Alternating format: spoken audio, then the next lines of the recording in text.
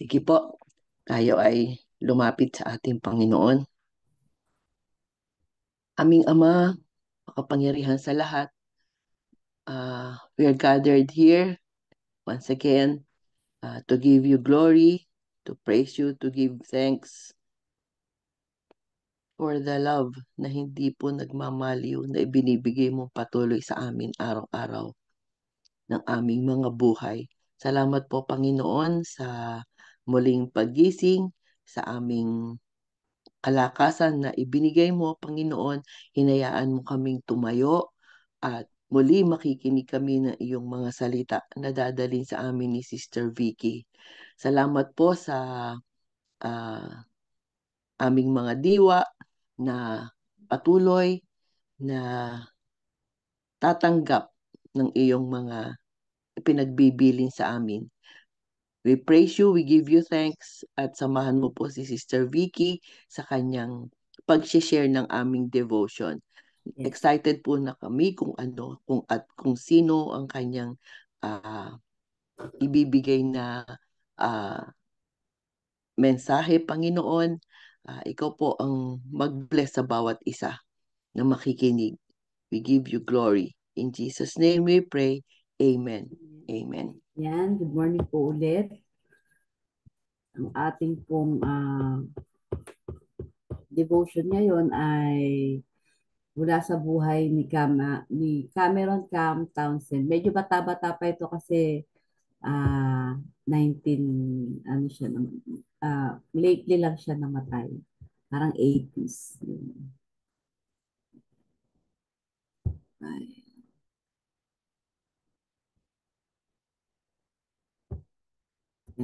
Kita naman po yung yung PowerPoint, okay na po. Ang ating Sir, baka dapat i-enlarge yung um, full screen nung Yes po. sineshare. Thank you po.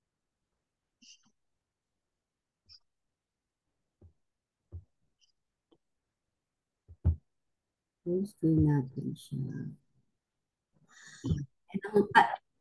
Okay. Ang title po ng ating devotion ngayon ay He Lived to Translate the Life of Cameron Cam Townsend.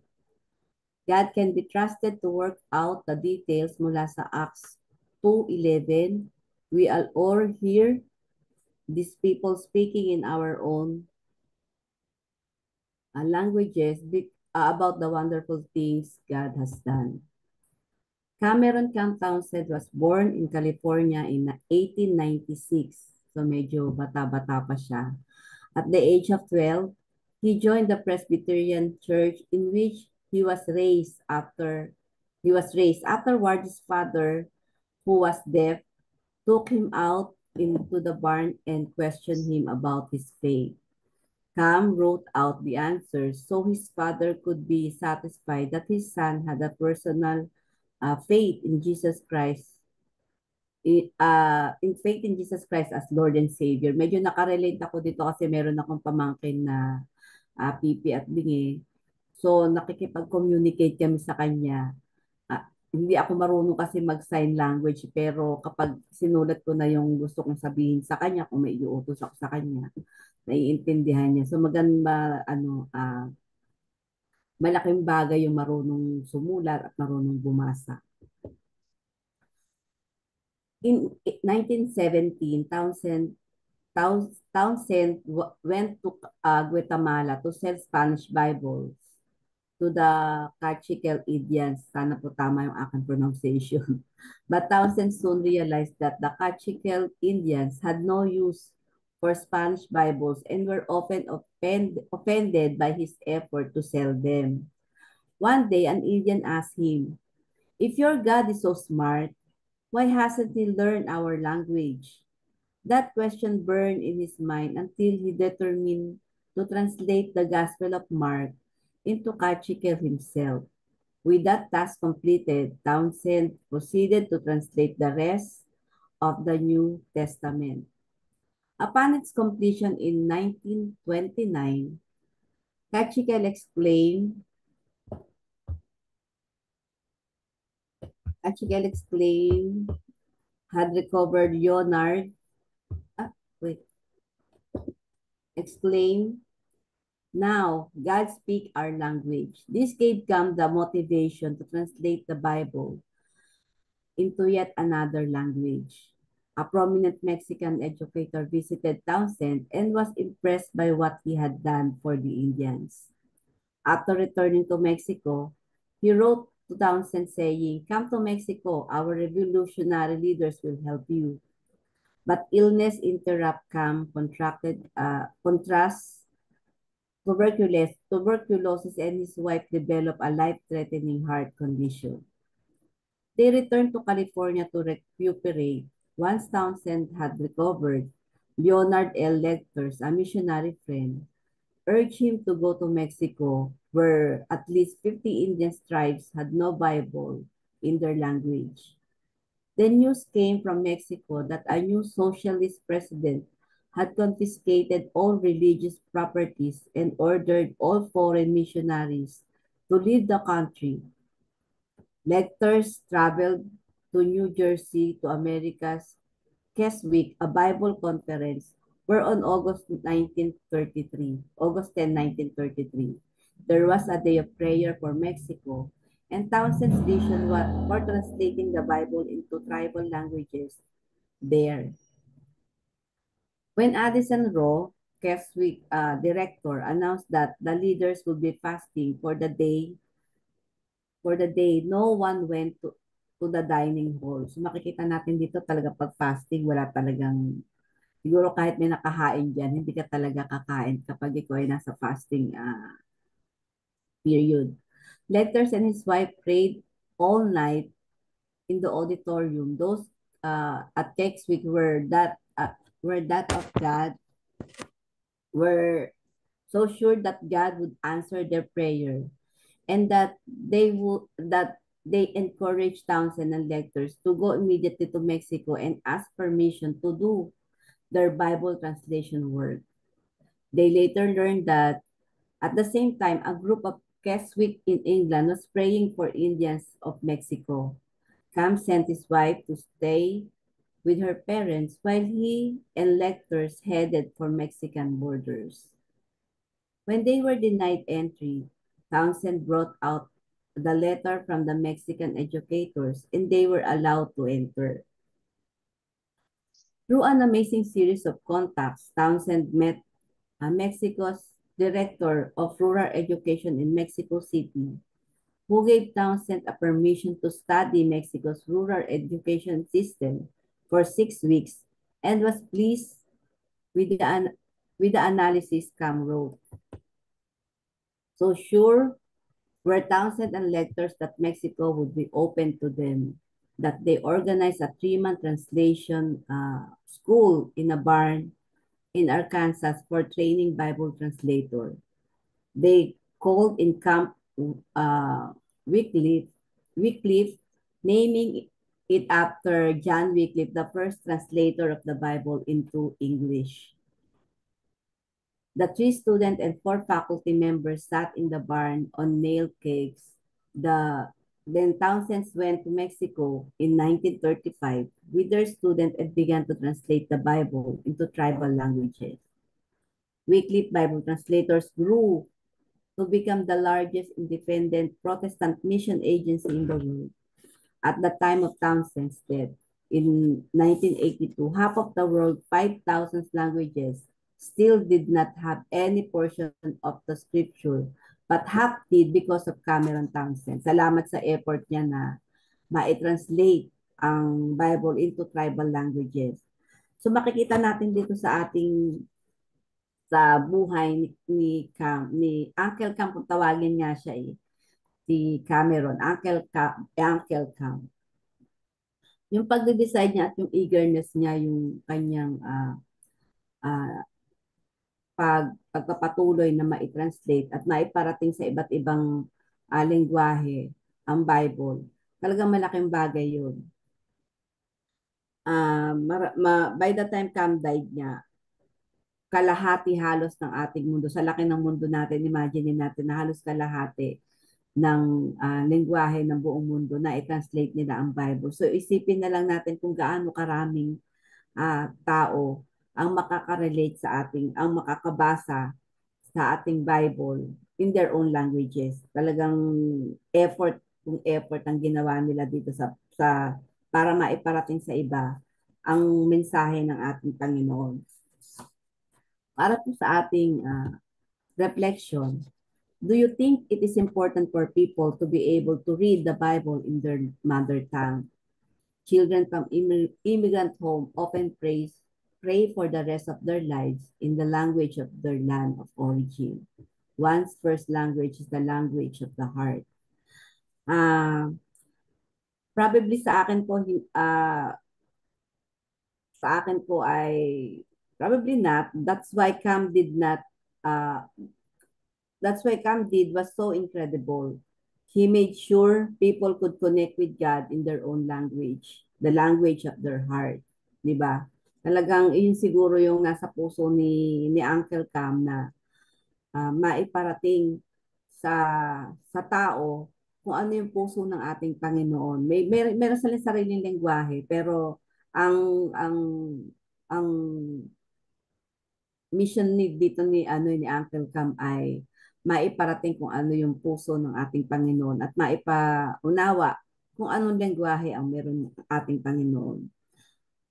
Think about our own prayer kapag nananalangin tayo. If you come from an immigrant home, you might pray in the language of your parent or grandparents. It's familiar and comforting, di ba? That's how the Kachikal people felt when they finally had the Bible in their own language. Siguro, yun yung yun yung nakapagpabukas ng isip ng mga Kachikal Indians na talagang nung una sabi nila, wise ba talaga ang Panginoon? Bakit hindi niya ipaintindi sa amin kung ano yung lengguwahe niya? Bakit hindi namin maintindihan kung anong lengguwahe meron siya? O kung ano yung sinasabi niya? So, by translating the Bible into their language, nagkaroon sila ng opening ng kanilang mga mind, ng kanilang mga puso na, ay, eto pala si Lord. Kaya niya pala kaming abutin. Di ba? Minsan iniisip natin sa ating buhay, parang hindi naman ako naiintindihan ng Panginoon. Siguro ganun yung nasa mind nila na hindi naman kami naiintindihan ng Panginoon. O hindi rin namin maintindihan kung ano ang Panginoon, kung ano yung kanyang sinasabi. Pero through translating the Bible into their language, talagang naroon yung pagkakaunawa. Nagkaroon sila ng pagkaunawa kung ano yung ibig sabihin sa kanila ng Panginoon. Nagaya dito sa Acts, ito sa ating binasa kanina, we all hear these people speaking in our own languages about the wonderful things God has done. Di ba? Ang gandang yun na naunawaan na nila kung ano yung mga mabubuting ginawa ng ating Panginoon. Just like in Acts, where everyone heard the good news in their own language, Cam's work helped people all over the world hear about God in the language they understood best. Yun talaga yung magandang nangyari dito. This reminds us that God cares about each of us personally and want us to know Him deeply. Mas nakilala nila ang Panginoon through the Bible na talagang mas mauunawaan nila. So let us appreciate the Bible we have and remember those who are still waiting to hear in their own languages. Ako po bilang sa evangelism, ako yung in charge sa pagpa-purchase ng Bible. Pagka meron kaming pabasa Biblia, kakaroon kami ng Bible distribution. Nakaka-encounter kami ng mga tao na talagang gusto nila ng Bible. Pwede pong humingi ng Bible. Nagkataon ng isang beses, naubusan kami ng Tagalog version ng Bible. Puro English yung nandoon. Sabi nung ibang nanghihingi, wala po bang Tagalog kasi hindi kami makaintindi masyado ng English. Nahihirapan kami basahin ng English. So talagang nung sumunod na purchase namin, talagang dinamihan namin ng ang Tagalog version ng Bible. So yun yung pinamimigay namin. Then nagkaroon kami 'di ba ng mission sa Bisaya.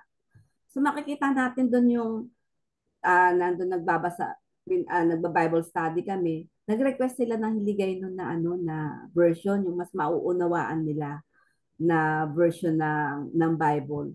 So, nung sumunod na purchase naman ng church, talaga nag-order, parang yung unang kuha namin ay 50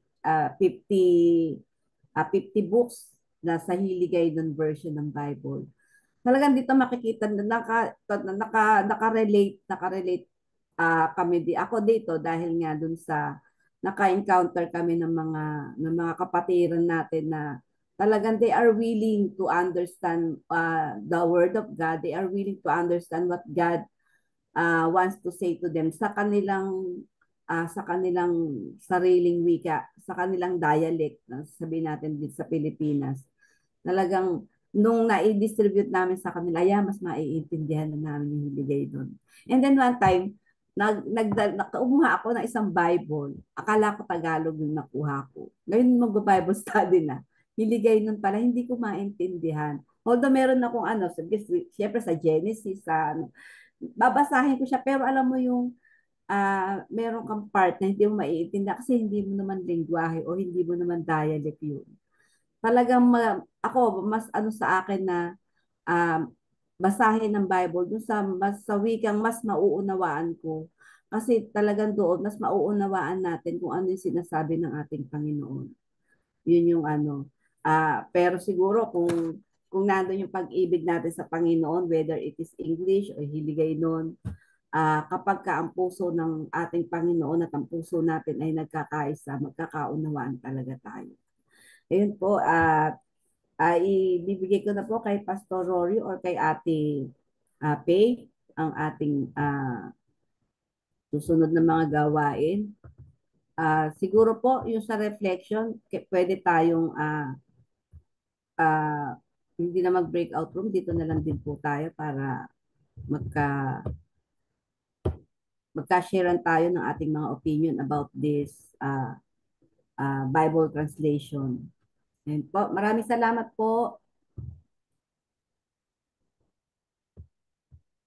Alright. So, thank you po, Tita Vicky. Pa-stay na lang po yung PowerPoint niyo dyan para sa reflection. So again, thank you, Tita Vicky, for sharing yung Devo natin today. Anyone po who wants to reflect, who wants to share yung kanyang new revelation ni Lord sa kanya for this lesson, for this story about yun, pangalan niya, Tita? Si Cameron, si Uncle Cam. Yan. Uncle Cam. Uncle Cam. Kung merong Uncle Sam, meron Uncle Cam. Uncle Cam. Buhay pa ba si Uncle Sam? Thank you po. Yung magaling na mag-drawing po yun. Anyways, sige po. Who wants to share po? Who wants to share their insights about this? Do you think it is of course very important? Yung sabi nga niya. Sino pong Ako po. Tita Conchita? Sa Conchita. Yes. Sige. As a beginner po ay maganda yung mabasa mo sa iyong sariling lingwahe na mas nauunawaan. Dahil tumitimo sa puso mo yung paano na ipahayag ang salita. Kasi maganda na maunawaan mo upang sa ganun ay mag-sink in sa iyo. Mabilis ang pag-sink in sa iyo. At mas lalo mong mauunawaan kung alam mo paano ito na ipapahayag. So, bilang mga misyonaryo ay mahalaga na meron tayong knowledge talaga. And I thank the Lord for the effort that has been done with these people, with these forefathers that we have. Dahil they took pains in translating the Bible in different languages, wherein the real meaning of God, the real intention of God is being felt and understood and ma-penetrate, mag-sink in sa puso. Pagka ganon, ang mangyari ay mabilis ang conversion. Mabilis ang conversion pagka ganon. Kasi nauunawaan na isa sa puso. At plus, naturally, sabi nga tayong nagpapahayag, si Apollos ang magdiling, plus God's intervention, of course. God's intervention. He works in us in so many different ways. Maraming salamat po. Okay. Thank you po, Tita Conchita, for sharing. Anyone else po?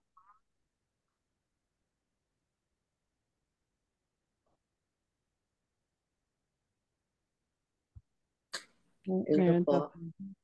Sige po, Tita Marlene. Yeah, good morning po. Napakaganda ng ating narinig na aral ngayong umaga. Actually, ako noong una hindi ko talaga naunawaan ng laman ng Biblia kahit in Tagalog version or English. Kasi that time, hindi pa ako nakakakilala sa Panginoon. I'm a Catholic before. At nabubuksan ko lang ang Biblia kapag meron lang kaming assignment sa Christian school namin. But I have no relationship with our Lord Jesus Christ. I even don't know Him. Wala akong idea exactly about God. Kasi we were born Catholic. Pero, nung time na umabot na ako sa edad ng parang high school, college, nagtatanong na ako, is there really a real God? Sabi kong ganun. Then, pagka kami mga nagkukwentuhan doon sa labas ng bahay namin, pagkagabi, tumitingin ako sa taas, sa sky, sa langit. Nakikita ko yung mga bituin, yung buwan. Hinahanap ko talaga ang totoong God. Tapos dumating yung time na may nakapag-share ng Word of God sa akin. Yung interpretation, napakagaling yun, napakaganda yun. Kasi even na ibigay mo lang basta ang Bible, kung hindi ipapaliwanag sa iyo yung content ng Bible, hindi ka magkakaroon ng interest about the Bible. Kaya napakahalaga talaga na kung meron kang bibigyan ng Biblia, mahalaga talaga ipaalam mo muna sa kanya yung value, yung nilalaman nun, at ano yun, gaano kahalaga. This is the Word of God. Na talaga malalaman mo dito kung sino ang God, ano ang direksyon niya sa buhay mo, ano ang plano niya sa buhay mo. At higit sa lahat, kung mababasa mo ang laman ng Bibliang ito, malalaman mo na napakaganda ng plano ng Diyos sa buhay mo at marami siya mga pangako para sa iyo. Kaya di ba sinabi nga doon sa Joshua 1:8, dili-dilihin nyo araw at gabi ang aklat na iyon upang masunod mo ang lahat na nakasulat doon at may promise siya sa gayon giginhawa ka at magtatagumpay.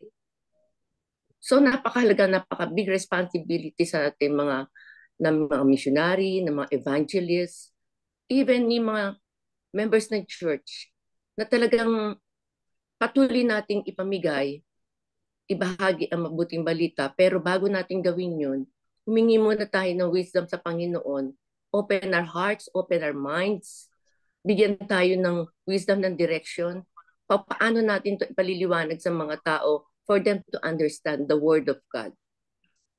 Kaya mula nung ma-encounter ko si Jesus Christ, 1984, nung ko nalaman ang kahalagaan ng Biblia. At mula noon, magkasama kami niya ni Ate Vicky sa ministry, ay talagang nandun na lagi ang desire ko na ipakilala si Jesus sa mga tao, even sa mga apo ko, sa mga anak ko ngayon. Kaya di ba ang ganda ng ating Sunday school, lalo sa mga bata? They can interpret the content of the Bible sa pamamagitan ng kwento, sa pamamagitan ng mga pag-demonstration, sa pamamagitan ng mga drawing, sa pamamagitan ng pagtula. Kaya minsan katulad yung apo ko ngayon, nag-aaral siya. Kinder 1 siya. Kaya sabi ko doon sa aking manugang, para madali maintindihan ng apo ko yung memory verse, kasi nag-memory verse na sila ngayon, i-ano mo, i-drawing mo, ikwento mo, gamitin mo uli yung Bible story nyo. Ito ang earth, ito ang God, God created heaven and earth. Saka lagyan mo ng action para madali niya makabisa. Kasi that is very effective. Kaya salamat sa Panginoon kasi hindi naging huli ang lahat para makilala ko siya. At ngayon, nasa panahon naman ako na binabahagi ko siya sa Panginoon.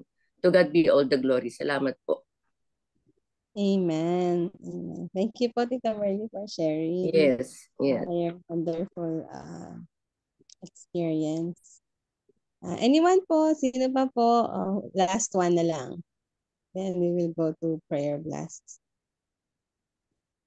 Amen. Sabi ni Tita Elise. Ako po. Sige po, Pastor Rory. Ako po lubos na nagpapasalamat sa Panginoon sa kalakasan, sa mga panalangin na ng ating pong family daybreak, na kung saan po na alam naman po ninyo nung kahapon, ngunit magpahanggang kanina pong hapon dito, ay talagang sinumpong na naman po itong aking naramdaman. Pero nung ako'y galing na ho sa emergency na naman kanina, but truly I say to the Lord all the glory and honor na wala na po itong sakit. Hindi ko na po siya nararamdaman. Ni Kirot, wala na po. Kaya salamat po sa inyong pong mga panalangin at salamat talaga at purihin ang ating Panginoon sa tumutugon talaga siya sa ating pong kahilingan panalangin. Purihin po ang ating Diyos na buhay. Thank you po, Pastor Rory, for sharing. Papasa ko na po kay Tita Elise para sa ating prayer blast. And then, yeah. Stop share na lang po, Tita Vicky, para dun sa ating. Or maybe before we do our prayer blast, Pastor Rory, can you play the song? And then, si Tita Elise na po para sa prayer blast. Thank you.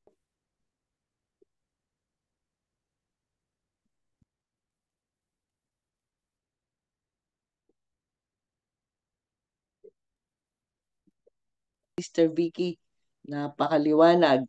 And doon po sa mga nag-share, nagbigay ng insights, ng testimonies about the Bible translations, yung kahalagahan nitong ating libro, the most precious book in our lives na pwede nating basahin. Salamat po. Salamat sa Panginoon. Kanina po, habang nakikinig tayo nung devotion for today, ang pumasok po sa isip ko, yung minsan sa ating pag-aaral din, pagka yung minsan may mga verses sa Bible na mas gusto natin o mas nararamdaman natin yung impact o yung depth nung sinasabi. Pag sa Tagalog, maganda yung translation, yung mas lalo natin naiintindihan. Pero there are times na ang ganda rin ng mga words ng English, being as bilinguals tayo, pwede natin itong basahin sa English and sa Tagalog. At pinapupurihin natin ng Panginoon dahil maski anong salita na ating binabasa, o yung dialect, yung language, yung pag-unawa natin na ipinagkakaloob ng Diyos, nasa ating mga puso, nasa ating mga isipan. Ngayon po, dako na po tayo sa ating prayer blast. Pastor Paul, ano po ang ano natin, yung pong Mountain of Influence? Today is Saturday. Education. Po, Education. Saturday. Education po. Education. Oh, thank you. Sandali Thank you po. po. Share screen po ako.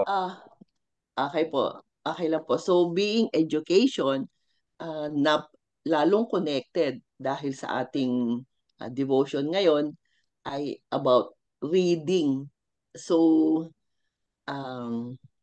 tulad po, marami pong teacher sa atin ngayon, educators dito na nakikinig sa atin at kasama natin sa Zoom, Daybreak. Maaring nasa kanila po yung burden o yung desire na ma-impart sa kanilang mga tinuturuan.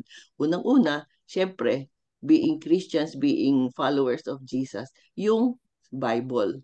Ipakilala siya. Katulad po na sinabi ni Ate Merly kanina sa kanyang pamilya, lalo na sa kanyang mga apo na ngayon ay nag-aaral.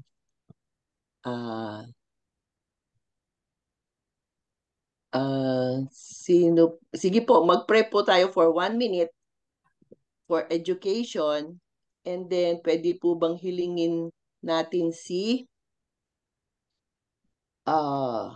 andyan po ba si DSS Ruby Lea or si Teacher Cecil? Wait, titingnan natin. Great po.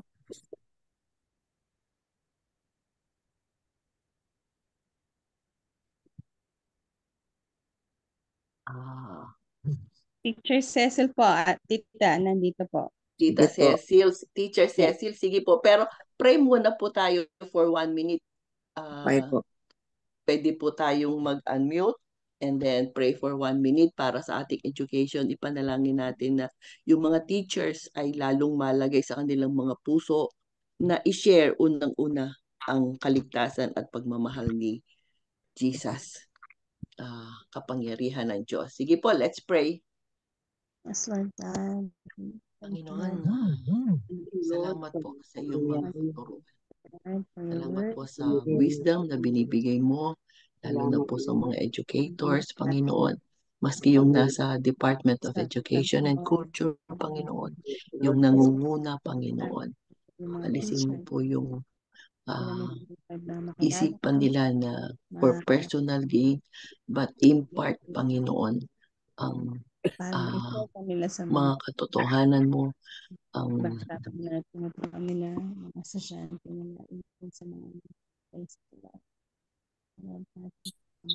salamat po, Panginoon.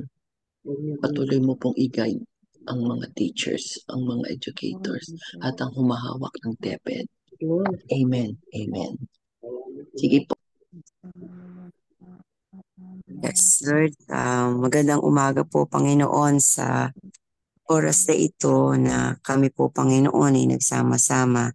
Tunay nga po, Panginoon, na napakaganda po ng mensahe po ngayon umaga about sa education, kung paano, Panginoon, maiintindihan, mauunawaan ang Biblia na mula po sa inyo, Panginoon. Lord, alam po namin na kaya po binigay mo po, Panginoon, yung mga dapat na matutunan po, especially po ng mga educator or education teachers po, lahat ng nagtuturo ay binigay mo at binahagi mo yung sinasabing mother tongue na ngayon ay naging yung mother tongue na yun, Panginoon, na upang maunawaan sa bawat kanya-kanyang lokasyon ng kanilang sinasabing mother tongue, kung Bisaya man siya, Bicolano, Ilocano, at kung ano-ano pa, Panginoon, na salita na mas mauunawaan po ng bawat isa, lalong higit ng maliliit na bata, Panginoon. Yung Biblia po ay isang napakahalagang libro na mula po sa inyo.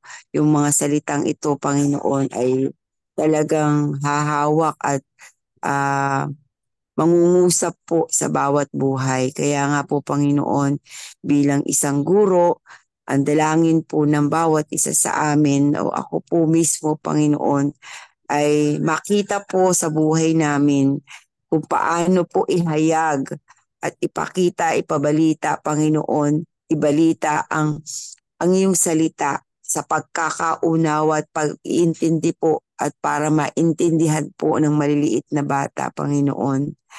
At dalangin po namin na maging maisaayos po ito, maging sa bagong curriculum ngayon na sinasabing matatag, Panginoon. Pero naniniwala po kami na anumang pong paraan po sa education ngayon, no, na meron kami ngayon, Panginoon, ay meron kang gagawing para mas maintindihan mo namin ng bawat isa.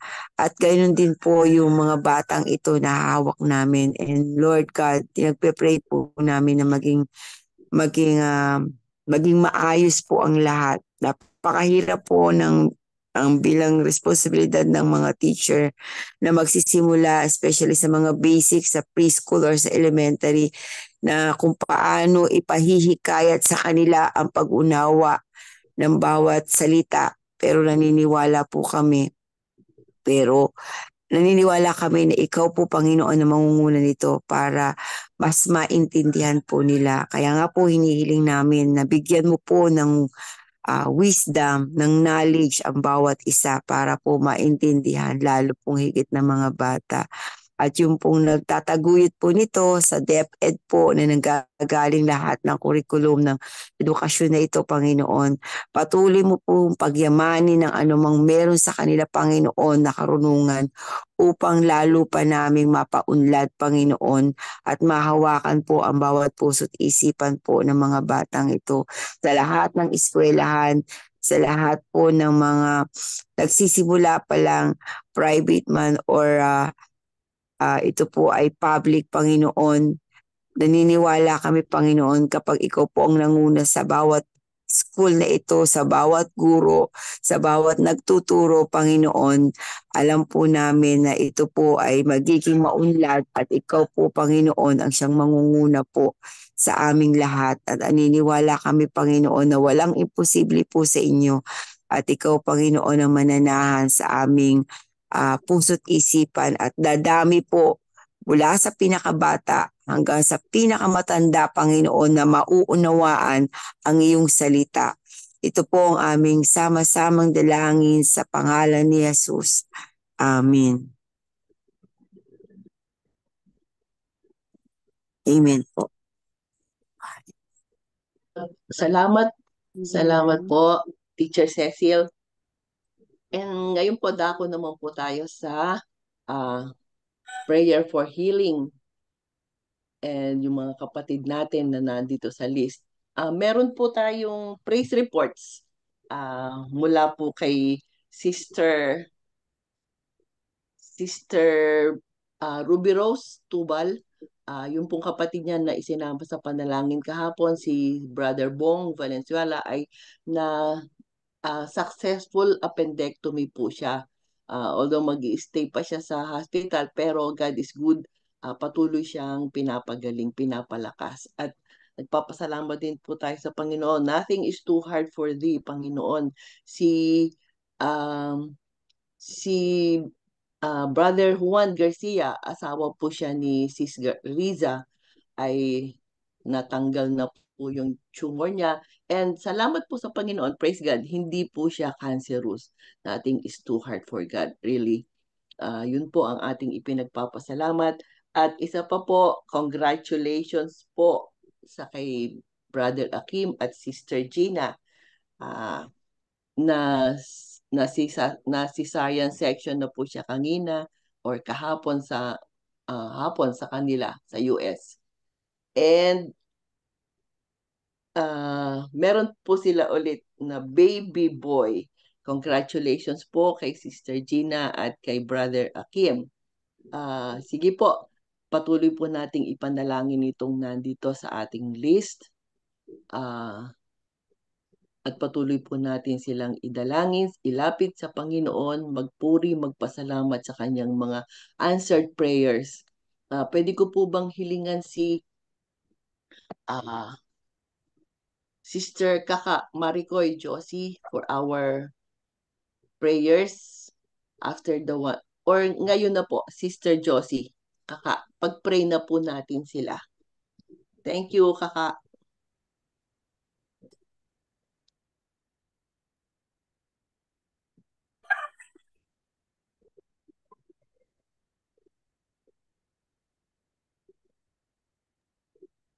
Hindi po siya naka-in.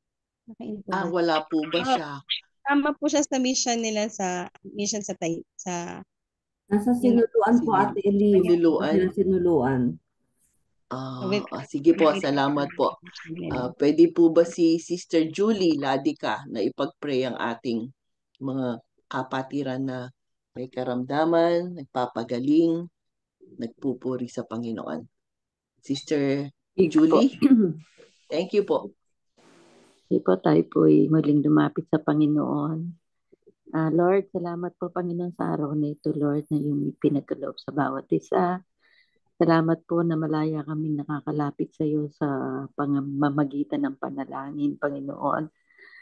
Mali, Lord, tinataas po namin ang aming mga kapatid na dumaraan sa sakit at karamdaman. Sila man po ay mga nasa ospital o mga nasa kanilang tahanan, Panginoon.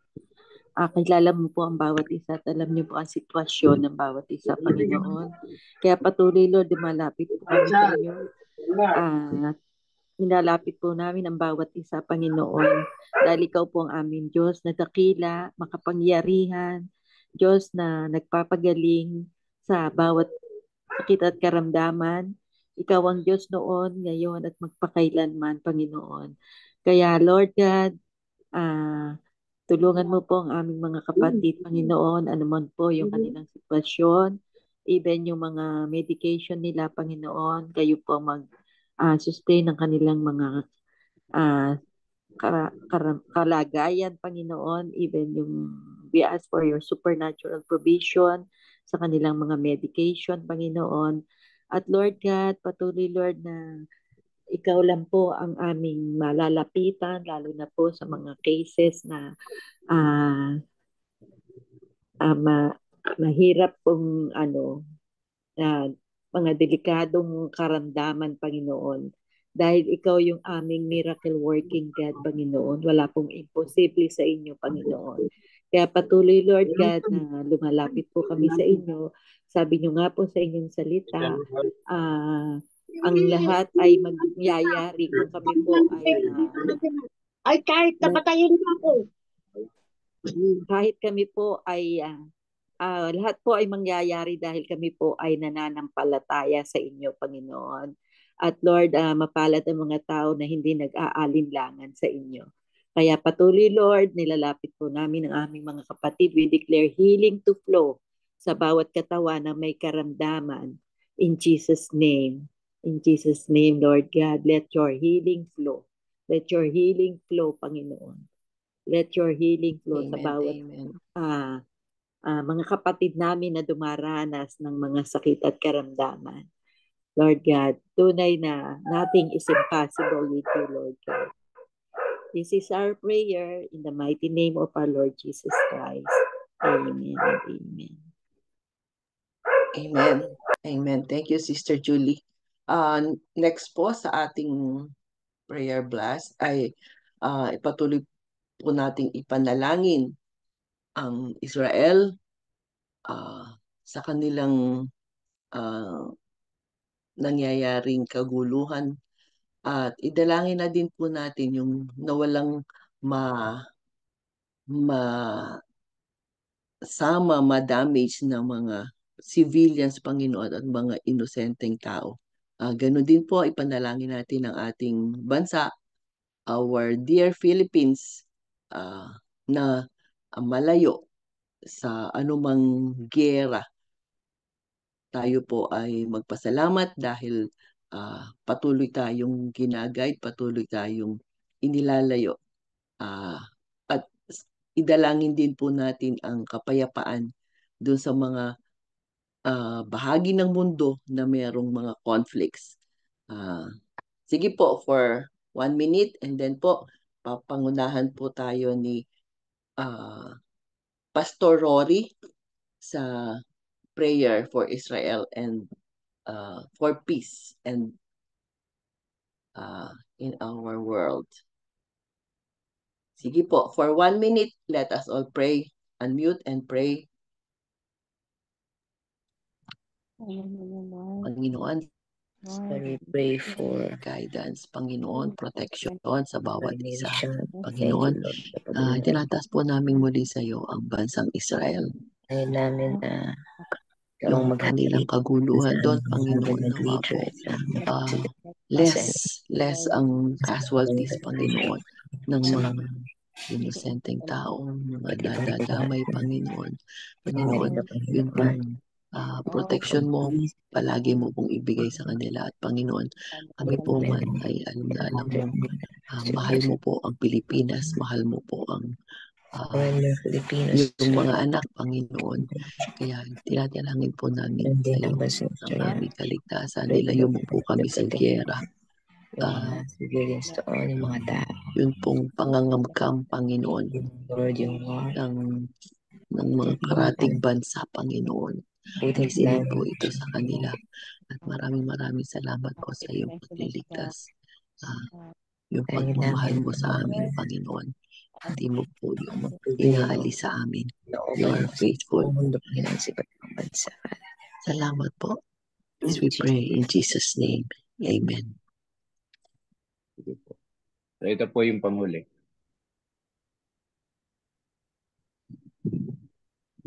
Sige po, bago po mag-pray si Pastor Rory, isama na po niya din itong panalangin natin for unity in the body of Christ. Yung pong all Christian churches, so that the power of the Holy Spirit will be manifested in the lives of all Christians and be witness for Christ and preach the good news of God's kingdom to all the nations of the world. So yun pong peace na ating ipinapanalangin at ang unity ng bawat isa para lalong mataas ang kaharian ng Diyos dito sa lupa ay ating makamit. Pastor Rory, thank you po. Sige po, tayo po ay manalangin. Nang tunay nga po, Panginoon, ikaw ang aming pinasasalamatan at pinararangalan, Diyos. Sa gitna ng iba't ibang mga sitwasyon, sa gitna man ng ganitong mga hindi pagkakasundo ng bawat bansa, naniniwala kaming kayo, O Diyos, ay may mga pamamaraan. At patuloy kami, Panginoon, na nanalangin upang ang kapayapaan, ang pangunguna mo, ang tagumpay mo, O Diyos, ang siyang laging magwawagi. Lalong-lalo na sa iyong bayan, sa iyong anak, O Diyos, na kung saan, o iyong mga pinili upang ang iyong bansa o ang iyong bayan Israel ay tunay na iyong pangunahan at ang bawat mga bansa na kung saan, O Diyos, ay kinikikil, inaagawan ng karapatan. Dalangin namin, O Diyos, ang tunay na hustisya mo, ang tunay na pagbibigay mo ng otoridad, O Diyos, ang siyang manaig at maghari. Lalong-lalo ng kapahayagan ng iyong banal na salita. Kaya ang buong katawan, ang iyong mga anak, O Diyos, ay nakikipag-isa sa panalangin ng tunay na kapayapaan at pagkilos ng iyong banal na espiritu ay tunay na kumilos sa bawat buhay ng mga anak mong mananampalataya ang iyong katawan, O Diyos, upang may pahayag ang mabuting balita tungkol sa iyong paghahari sa buong mundo. Sapagkat ikaw ang hari, ikaw ang aming Diyos, ikaw ang aming Panginoon, at ikaw ang Diyos naming manunubos.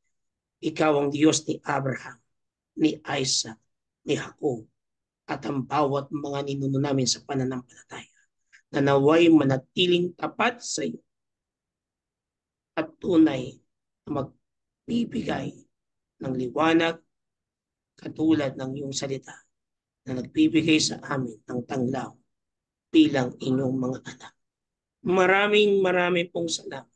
Ito po ang aming samot na langin sa tanging pangalan ni Jesus na aming Panginoon at tagapagligtas. Amen. Amen. Amen. Sister Vicky, meron ka bang assign for closing prayer? Wala po ate. Pwede na po si Pastor Paul.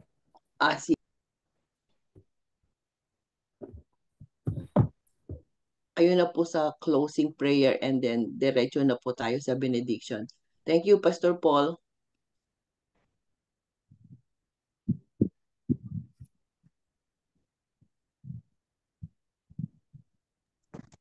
Pastor Paul, baka po nakamute po kayo. Also, Pastor Paul, pakisama po sa prayer natin yung mission team ng Taytay papunta sa saan po kasi yun? Sorry. Siniluan. Siniluan. Siniluan. Sa Laguna. Laguna. Opo, pakisama po si Ate Ella kasi nasa biyahe, medyo ano yung tiyan niya. Nagkaroon ng nag-LBM daw siya. Yun po, Pastor Paul. Dahil nasa biyahe. Also, Pastor Paul, pakisama po sa prayer na rin yung general conference po ng GMC sa September 20, yung mga delegates and volunteers na pupunta. So, please pray for them also. Thank you po. Sige, tayo po ay muling magpasalamat sa ating Panginoong Diyos. Matunay po na sa aming pong buhay ay lagi po kayong may kapahayagan sa bawat araw. At salamat sapagkat ginising po ninyo kami sa araw na ito ng Sabado para muling magsama-sama sa panalanginan at sa pakikinig ng mga mahalagang kasaysayan sa sangkakristyanuhan ng mga unang panahon. Salamat po, Ama, sapagkat patuloy nyo kaming ini-inspire na magpatuloy na gawin kung ano man po yung mga bagay na nais po ninyong ipagawa sa amin sa iba't ibang larangan ng paglilingkod. Kaya hayaan po ninyo, Ama, na patuloy na maging matatag ang aming mga buhay pananampalataya, anuman po ang aming kalagayan, anuman po ang aming kinakaharap na mga pagsubok sa buhay. Ito po naway patuloy na magbigay ng kapurihan at karangalan sa inyo. Kaya muli, salamat po sa lahat ng kapahayagang nahayag ng ito at salamat po sa inyong anak, ang kapatid na Vicky, na kinasangkapan po ninyo para kami po'y pangunahan at mapag-aralan po namin ang buhay ni Townsend, Father God, na siyang naging kasangkapan po ninyo para palaganapin pa ang inyong kaharian sa pamamagitan ng paglilimbag ng iba't ibang Biblia dito po sa sanglibutan.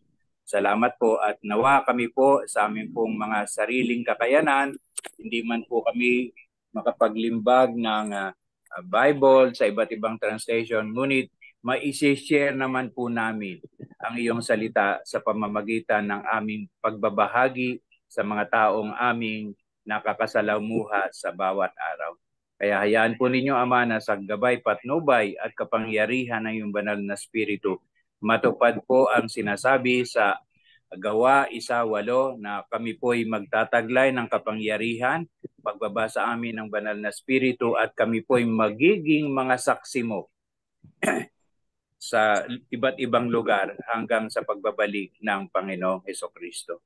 Kaya hayaan po ninyo, Ama, na hindi lamang po sa salita kami maging saksi, kundi higit sa lahat sa buhay na aming taglay. Katulad po ng aming mga kapatid mula po sa Taytay, sila po na patungo sa Siniloan, Laguna para magmisyon.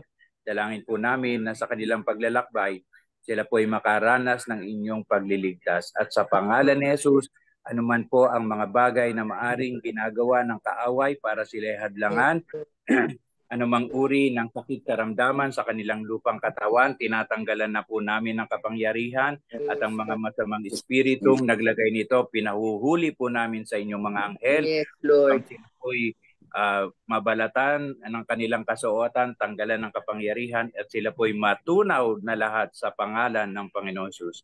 And we declare victory, Father God, hindi lamang po sa paglalakbay, kundi sa mga gawaing gagawin ng inyong mga anak from Rizal papunta ng Laguna.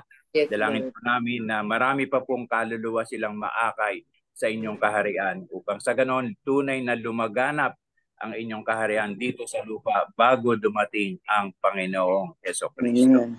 Salamat po, Ama. Purihin kayo, dakilain kayo, at luwalhatiin kayo sa lahat po ng bagay na iyong nilaan sa aming pong mga buhay sa buong maghapong ito ng Sabado. Dalangin po namin lahat ng aming gagawin, sasabihin, ay patuloy na magbigay ng kapurihan at karangalan sa inyo.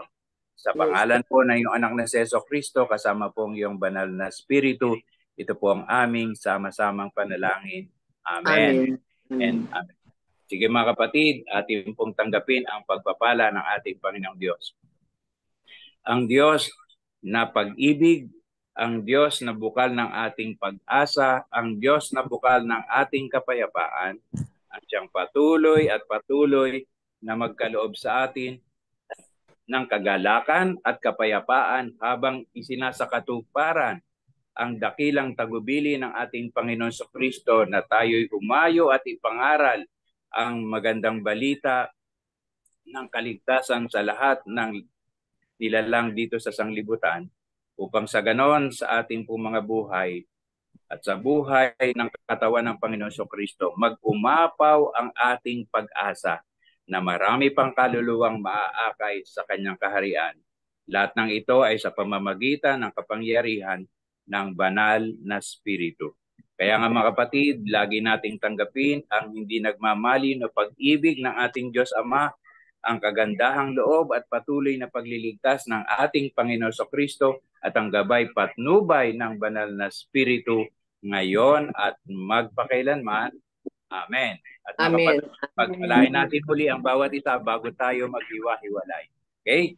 The Lord bless you and keep you. Lord makes His face to shine upon you and be gracious unto you. Lift up His countenance upon you and give you peace. The shalom of God, nothing lacking, nothing missing, nothing broken. Great favor, great wealth from the Lord. Amen, amen, amen. Amen. Saturday, Thank you, everyone. Sis Vicky.